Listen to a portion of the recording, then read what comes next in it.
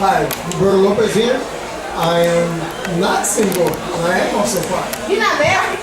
No, I'm not married. So you're single until you get married? That's the definition. Well, that's it. You can say you're taken. You were spoken for. Spoken for. You got a book. That's what. Wow. They call it Bay now. Please don't. Bay now. Please don't. Please no. She doesn't like the urban vernacular? No, please no.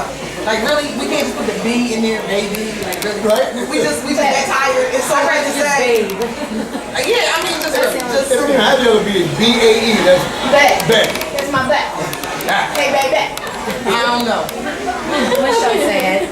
I'm Davina, also known as Diamond Girl, and I'm single, sexy, and dating. I'm also the most desirable for your upscale coming events for the Tri-State. I have one coming up, a black party at the mansion, August 30th, so see me on Facebook or get at me for the event. I'm Dr. Danyl, owner of Diamonds and Wealth Consulting, the soulmate specialist, and I'm single but not available. Not available. See, everybody in here take it. All men take it. Then they go, why women don't have a link? So we I ain't say I didn't have a link. No, I'm talking about out in general. I'm not talking about this group.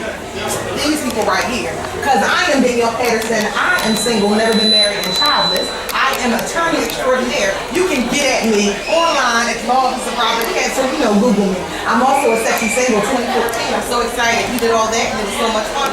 But still, I'm single because Queen found a man that's ready to handle all of this. Right here. Anyway, today we are talking about so many things. Because it's a more intimate setting, we're going to talk about a lot of things. Danyl Patterson, the lawyer, the high power lady here, she did a social experiment with dating online. And we're also going to talk about interracial dating because that's a hot topic right there. Who's ready for interracial dating? Have you done it? And I think someone on this panel has done a whole lot of interracial dating. They spawned a lot of people from interracial dating. So we're going to find out more about it right here. So, Roberto, Lopez, you have a lot of experience with interracial dating. And yeah, I do. And the funny part about it is, I don't know why things need labels and categories to get into, because if I'm attracted to somebody, you're just attracted to them. You don't see other than what you might think you like about that person. You don't figure I'm going to target someone outside my race or culture because it's trendy or popular thing to do. So for me, it was just who liked me, and if I liked them back, and if it was mutual, then we can communicate. And that's what that was. I think that's from a Hispanic or Puerto Rican perspective. I really believe I just traveled far, wide, with a lot of different people, and we live different lives. I'm sorry, there's this very significant difference between black people and white people. The treatment of black people and white people is very. Well, let me tell you something. Specifically in our culture, when we're talking about interracial dating, do not get it twisted. We are talking about black and white. We're not talking about Asian and white. We're not talking about Asian and Hispanic. We're not talking about Indian and whoever else. When we're talking about interracial dating, where the real taboo lies, where the issue is when it's black or white. And the reason for that is historical and it is cultural. It is culturally ingrained that those races do not mix. We had entire laws. As a matter of fact, it was illegal for a biracial, for a white and a man and a black to reproduce. Biracial children are illegal. Only when they're black and white. Not when they're Asian and white, not when they're Indian and white. Black and white children are actually illegal. There are laws against insemination, which is the reproduction of blacks and whites. So Is that in certain states or? no, actually that was the law of the United States until 1957. That ain't that long ago. The very first law, Love versus Virginia was 1957, decided by the Supreme Court. When you look back at that, that's your parents. That's only your parents' generation. So yeah, you know, the biracial kids may come in here and there might have been a whole bunch of, you know, black and white screwing going on. But it was not socially acceptable, and that's ingrained in us. It's a big deal. When you decide to step out of that bound with a white person, as a black person, it is a big deal. You're starting to think how my friends gonna feel, how my family gonna feel. What's it gonna be like, you know, if this really goes somewhere and I make some biracial babies? So, I mean, there's a lot to think about when you think about that. I mean, you know, Roberto's just saying that he has, you know, stepped out of the band. Well, Roberto, you're Puerto Rican. What is a Puerto Rican? Spanish, black, and white. And Native American, right? Or Spaniards. The Spaniards were the European influence. But on the surface, when I'm viewed and looked upon, my complexion categorizes me as a black person before they even bother to know that I am Hispanic. So then I would incur the same treatment, the looks, the snide remarks or whatever that the next black man will face. So I've experienced it. You face what some of them face. When I look about, I don't try to focus on it, but I do a lot of mental research. So I'm walking, and I'm walking with a Caucasian woman, and I see the guy who's taking our tickets at the airport. He said very nicely to her, "Hello, how are you? How you doing today?" And gave the ticket. I walked up, and I stood there like this. He had his head down the whole time, put his ticket up. And I said, now this is happening every day. I saw it constantly, that we are definitely treated differently.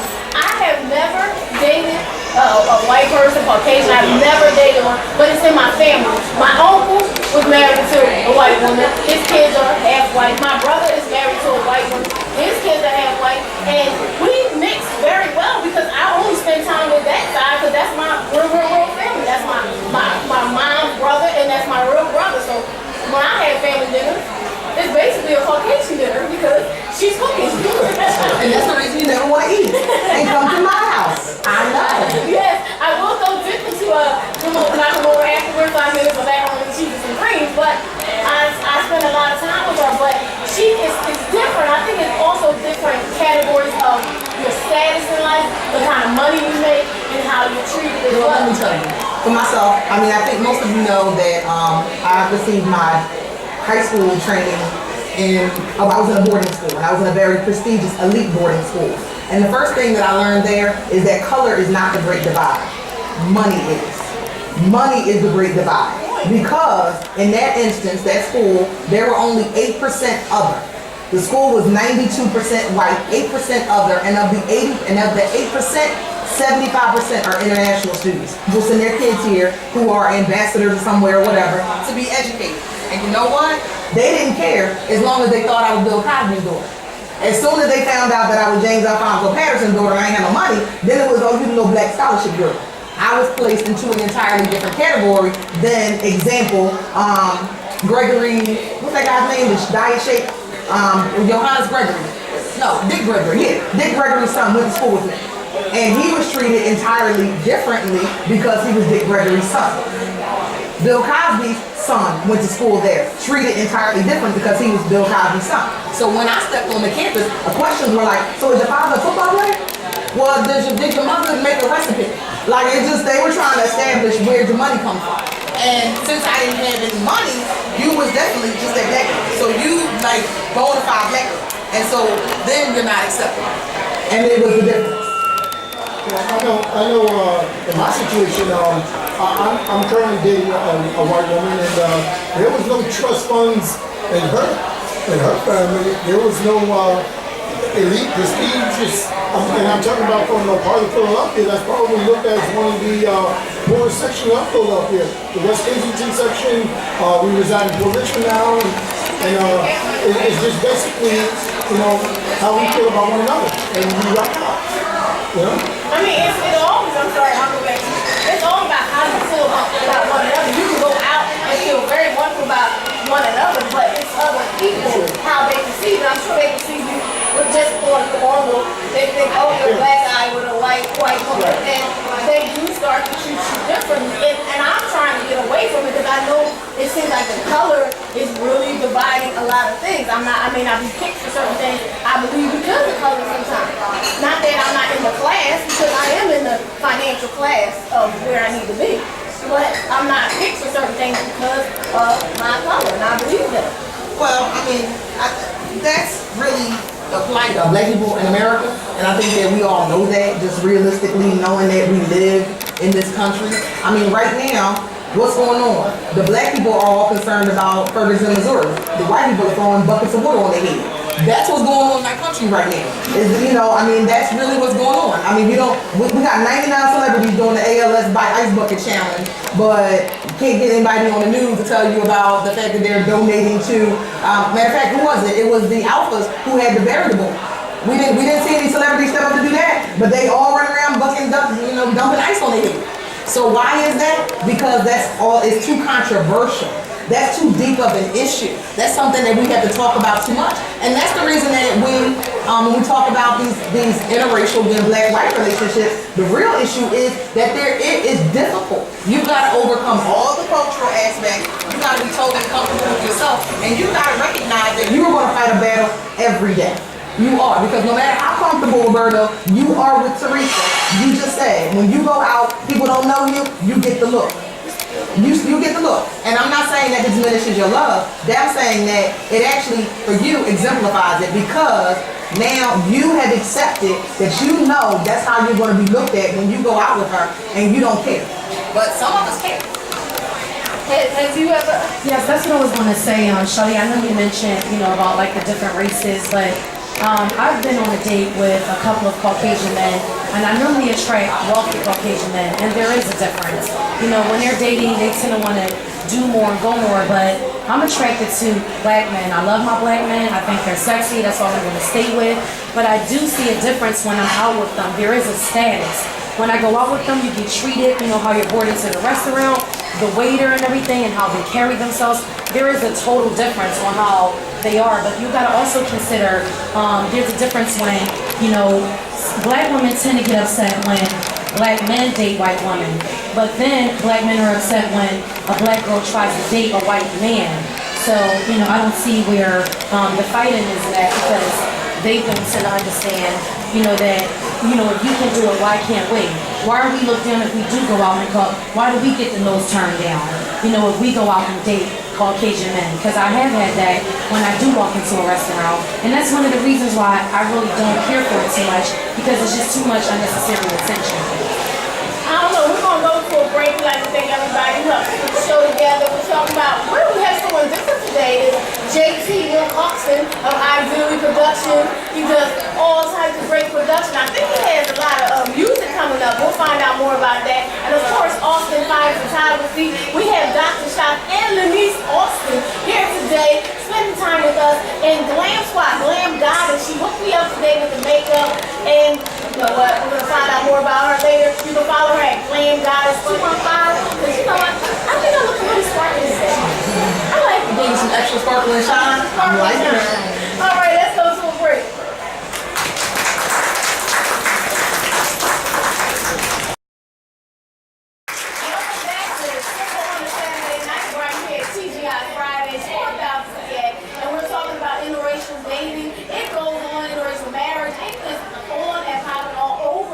America, and it is accepted more now than before. I just, it's all I know growing up. I didn't see anything different, but as I'm in different circles, I see something different. So Dr. Pulley, what do you think?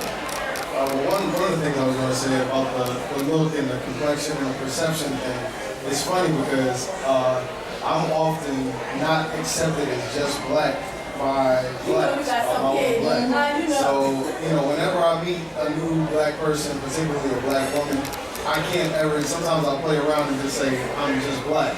And that's never accepted because they look at the hair, some say it's my features and some other things. Because I do have a mix of Italian, and Native American, and English. But it's just interesting that, you know, from blacks, I'm not accepted as just black. And then even from the Latino community, they feel like I'm a part of that culture. So it's interesting even there. But in terms of interracial dating, I agree with Danyl that what we're mainly talking about is black and white, because the other interracial mixes are a little more accepted, maybe because of the difference in contrast. So I have a few models that I'll talk about offline if you look me up or whatever, where I talk about that there's a spectrum of difference. Like people don't like the extremes. You know what I mean? So if you're too dark, you're too light. Notice that even whites don't like to be too pale. You know what I mean? And blacks don't like to be too dark. So most people tend to look for the middle. So sometimes, although the balance of black and white coming together, it's also that contrast that gets people kind of looking like whatever, in addition to all the culture and the history and so on and so forth. But personally, another thing that I talk about when looking at soulmates is that I do believe that your soulmate can be from another race, another culture, another religion even. But the thing about it is, I would say that those connections or those matchups are more on the low end in terms of likelihood, because the more difference there's more to overcome in that relationship. So like Danyl was talking about, a lot of the cultural, socioeconomic stuff, the more difficult it is for two people to reconcile their differences, or the more the more they have to try to understand each other from each other's perspectives, that's more work for that relationship. And relationships are already a whole lot of work. So that's when you have two people from the same background, same religion, same everything. It's still a lot of work. So the more difference there is, that means the more you have to overcome, the more you have to communicate, the more you have to be mature about the things that the more you have to understand their plight, like what they're going through. Because I had to explain to a person, I said, you don't understand what I'm feeling right now. You're not me, so you don't know what it feels like to have someone say certain things to you. I said, you will never understand what it's like to be me. Sometimes it's not just, sometimes I overlook not even just my color or my race, it's my body or my weight. So I'm always thinking, I'm always looking at people and how they treat me and what they're doing and what differences they see in me. I think the difference between Roberto and Teresa, they actually know more about each other because they grew up in the same neighborhood, same environment, so they went through some of the same things. So it helps them. They had a lot of shared experience. Yeah, so it helps them to understand a little better. They don't have to fight the battle of, well, you don't understand what it's like to grow up with somebody talking about you in 5 minutes. You don't have to go there. I made a small joke out of it. I told her, the difference between you and somebody else growing up. You never heard your mom if I tell you, Negro, please. I think the issue is I get this statement all the time from mixed. People ask me, are you mixed? No, I'm not. I'm black. But because I'm light with light eyes, they just automatically think I'm mixed. Or Spanish. But I think the issue is with interracial relationships is not that you're dealing with somebody, but it's when that person you're only dealing with them because you hate your own. That's a whole other issue because, I'm a black man, I can't stand black women. That's the only reason I'm dating a white man.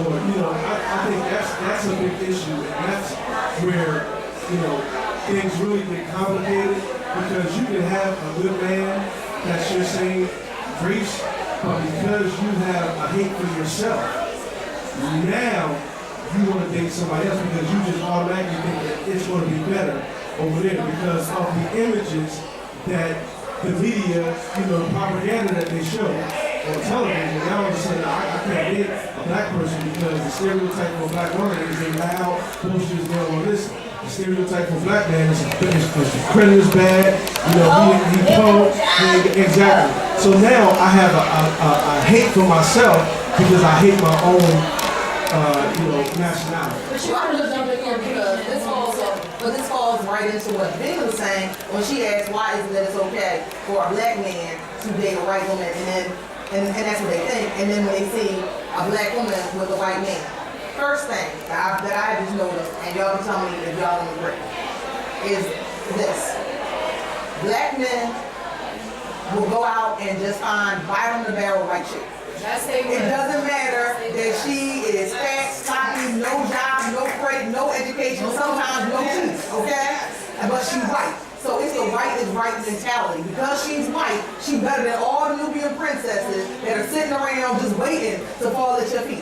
Because I don't want you because you loud and ghetto. Well, you know what? I'm loud and ghetto because I got teeth. You know, I can open my mouth because I'm not trying to hide the fact that I got, you know, meth knowledge, whatever. So, and I know that's the first issue. The second issue, and Davina hit on this, as a black woman that has dated white men, they are actually more of my socioeconomic class, and it's not so hard to find them. It is. When you are looking at that, you know, the white guys that approach me are established, generally are, you know, upper middle to upper class. And they could care less about my color. They care more about the fact that I visited Europe and traveled Europe, that I, you know, have done culinary school and all my degrees. They care more about the fact that we are socially equally yoked than they do about my skin color. Now, so, and that is different. So when black men get mad when they see me out on a date, what I say is, you're not mad because I'm out with a white man. You mad because I'm out with a white man that's better than you. Yes. That's what you mad about. Because he's better than you. Everything is extreme. I don't think every black man goes inside about my uncle hits the best. His wife is the bomb. I mean, I love her. I've always loved. I mean, he's been married a couple times, but she's a beautiful person. Like, I always look like, wow, I want to be that strong individual for my husband, like that woman is, because not only she had his back, you know, the house was pool and all that kind of stuff, but she didn't just say, yeah, just give me money. She supported him. She tried to work with him. She did what she had to do for him, and I always wanted to be a woman who could do that for a man. I think she's white. It was because she was a real woman, regardless of what her skin color was. Now he made, I mean, when they came into it, of course he had more money than her. Yes, but she wasn't trash. She was a very, very wonderful woman, and in turn, like, very wonderful woman. I'm glad we married.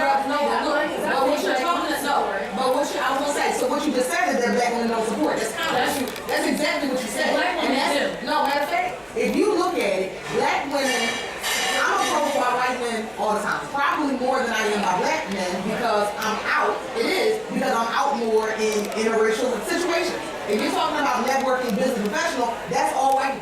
I work in an all-white firm and pretty much an all-white male profession. I'm a trial lawyer. I try cases. I'm not a government lawyer. I'm not sitting in the office writing contracts. That's not what I do. It is a white male environment. Hence, you meet white men. Or they go, oh, I got a cousin for you, a brother for you. You know, they take you out to events.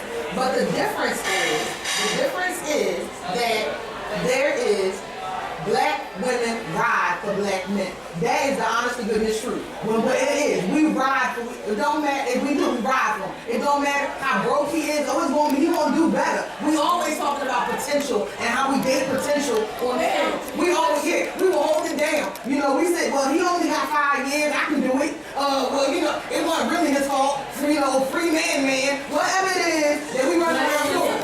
Black women support black men more than any culture. I agree. I'm not gonna say we don't know about. We are not in it because I said what I liked about her is she had it's not particular. It's not that she actually no. I'm not talking about black men don't appreciate it more when it comes from a black woman. Exactly. That I know. But I didn't say she's just a woman that I appreciated. No, but I actually was not talking about her. I'm just talking about the generality of the fact that we're talking about interracial dating. Is that white men are more, black men are more prone to do it. As black women, come on now, and most of us are professionals.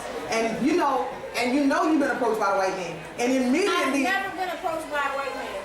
Me neither. But Shelly, we're talking about the extremes, and I know we have some favorites. I know you've been approached once or twice. He might not have been white, he might have been Hispanic, Italian, or some Hispanic. That's something totally different. Hispanic is something totally. I'm talking about a straight up and down white. I've never been approached by a white man. Have I dated biracial people? Yes, but I've never ever been approached by a white man where a white man walked up and said, let's say he did. And I'm in all of setups. But let's say he did. Let's say he did approach you.